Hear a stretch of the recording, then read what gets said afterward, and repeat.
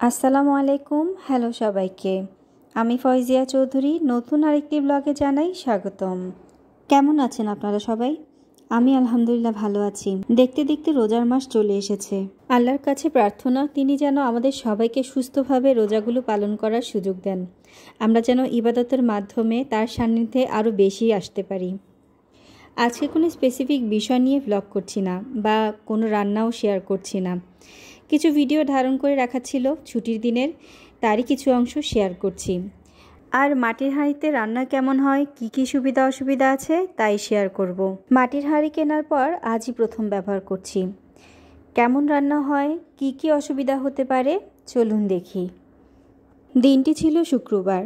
যেহেতু ছুটির দিন, হাজব্যান্ড বাসায় আছেন, তাই দুপুরে একটু ভালো মন্দ আয়োজন করা হয়। সেদিন ভাবলাম কি রান্না করা যায়। আমি নিশ্চিত বেশিরভাগ রাঁধুনির সকালের প্রথম ভাবনা হলো আজকে কি রান্না করব। যা হোক, বেশি ঝামেলায় যাব না। ভুনা খিচুড়ি, বেগুন ভাজা, ডিম ভাজা আর আমের আচার দুপুরের মেনু ঠিক হলো। মাটির হাঁড়িতে রান্না করতে গিয়ে প্রথমেই যেটা বুঝলাম, হাঁড়িতে তেল দিয়ে পেঁয়াজ দেওয়া হলে অনেক সময় পরে ভাজা শুরু হয়। মানে হাঁড়ি গরম হতে একটু সময় নেয়, কারণ মাটির পাত্র খুব ঠান্ডা হয়, এমনকি বাইরের দিকটাও বেশ ঠান্ডা থাকে। তাই চুলায় থাকা অবস্থায় পাত্রে হাত দিলে ঠান্ডা অনুভূত হয়। মানে কোনো রকম লুসনি ব্যবহার করা ছাড়াই হাত দিয়ে পাত্রটি আপনি চুলা থেকে নামিয়ে ফেলতে পারবেন। সাধারণত মাটির পাত্রে রান্না করতে হলে সর্বপ্রথমে পাত্রটিকে সিজনিং করার প্রয়োজন পড়ে। সিজনিং মানে হলো পাত্রে সরাসরি রান্না না করে 24 ঘন্টার মতো পানিতে চুবিয়ে রেখে এরপর শুকিয়ে ব্যবহার করতে হবে।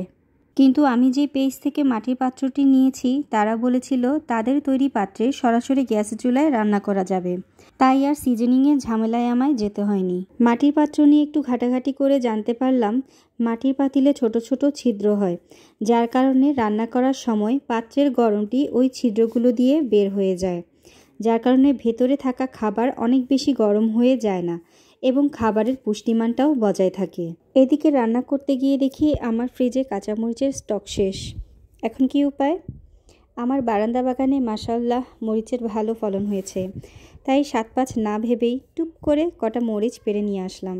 বলছিলাম মাটির পাত্রের কথা, কোথা থেকে কোথায় চলে গেলাম। মাটির পাত্রে রান্না করার ক্ষেত্রে কিছু সাবধানতা আছে, এখন সেগুলো সম্পর্কে বলি। মাটির পাত্রে বেশি জালে রান্না করা যায় না, কম আঁচে অথবা মিডিয়াম আঁচে রান্না করতে হয়, নতুবা পাত্রটি ফেটে যেতে পারে। গরম পাত্রটি গ্যাস থেকে নামিয়ে সরাসরি ঠান্ডা জায়গায় রাখলে মাটির পাত্রটি ভেঙে যেতে পারে। মাটির পাত্রে রান্না শেষ করার পরও কিন্তু বলক আসতে থাকে, তাই সময় বুঝে পাত্রটি চুলা থেকে নামিয়ে নিতে হয়, নতুবা খাবার ওভারকুক হয়ে যেতে পারে। আরও একটি বিষয় হলো ঝোল জাতীয় কিছু মাটির পাত্রে রান্না না করাই ভালো, কেননা পাত্রটি রান্নার ঝোল টেনে ফেলে। এই পর্যায়ে একটি জিজ্ঞাসা, আপনারা কে বাসায় মাটির পাত্র ব্যবহার করেন? আপনাদের অভিজ্ঞতা কেমন কমেন্টে শেয়ার করতে ভুলবেন না। এবার ভিডিওতে একটি মজার বিষয় দেখুন। আমি ভাবলাম পেজ থেকে আনা পাতিলগুলো আর কুমারদের থেকে কিনে আনা খোলায় এমন কি পার্থক্য আছে। খোলায় ডিম ভেজে দেখি তো, ভাজতে গিয়ে আমার ডিমের নাজেহাল অবস্থা। ওই যে বললাম পাত্র গরম হতে সময় নেয়, প্রথম দিন ছিল দেখে বিষয়টি আমি বুঝতে পারিনি। যা হোক, কোনো রকম ডিমটা ভেজে নিয়েছিলাম। ডিম ভাজির চেহারা ভালো না হলেও খেতে ঠিকঠাকই ছিল। এবার আসি মাটির পাত্র ধোয়ার বিষয়ে। মাটির পাত্র সাধারণ মাজনি দিয়ে ধুতে হবে, তারের মাজনি ব্যবহার করা যাবে না। মাটির পাত্রে কখনোই সাবান ব্যবহার করা ঠিক নয়, কারণ এটি সাবান অ্যাবজর্ব করে যা পরবর্তীতে রান্নার সময় খাবারে মিশে যেতে পারে। মাটির পাত্রে রান্নার পরে একটু তেলের গন্ধ হতে পারে, সেক্ষেত্রে বেকিং সোডা, লেবু বা লবণ দিয়ে পাত্রটি ধুয়ে নিতে হবে। আশা করছি ব্লগটি উপকারে আসবে। সাথে থাকার জন্য ধন্যবাদ।